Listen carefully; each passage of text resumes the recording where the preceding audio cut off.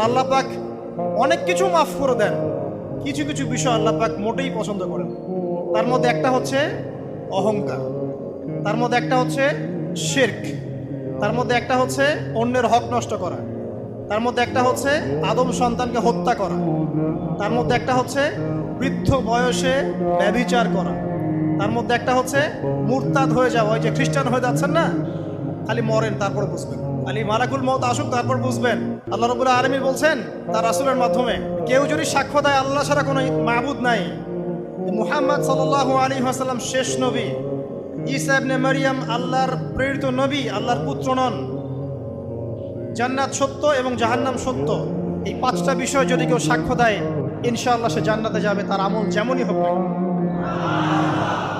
টাকার বিনিময়ে, চাকরির বিনিময়ে, সমাজসেবার নামে আর চিকিৎসার নামে ঈমান বিক্রি করে ফেললেন, সুবহানাল্লাহ সুবহানাল্লাহ। তোমাদের এই পৃথিবীতে বেঁচে থাকার চাইতে মাটির তলে চলে যাওয়া ভালো। আবর্জনার কোনো প্রয়োজন নাই আল্লাহর এই জমিনে। এই মুসলিম উম্মার আবর্জনার কোনো প্রয়োজন নাই। এই মুসলিম উম্মার ইমানদার সাহসী তরুণ প্রজন্মের দরকার। আল্লাহ পাক কবুল করুন, আমিন।